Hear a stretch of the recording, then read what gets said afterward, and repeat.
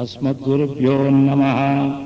रामानुजदयापात्रं ज्ञानवैराग्यभूषणं श्रीमद्वेङ्कटनाथार्यं वन्दे वेदान्तदेशिकं। लक्ष्मीनाथसमारम्भां नाथयामुनमध्यमाम् अस्मदाचार्यपर्यन्तां वन्दे गुरुपरम्परां।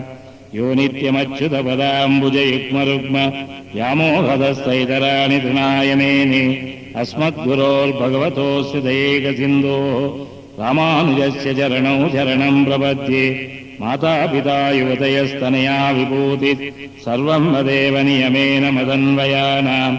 आद्यस्य न कुलपतेर्वकुलाभिरामं श्रीमत्तदङ्घ्रियुगलं प्रणमामि मूर्ध्ना।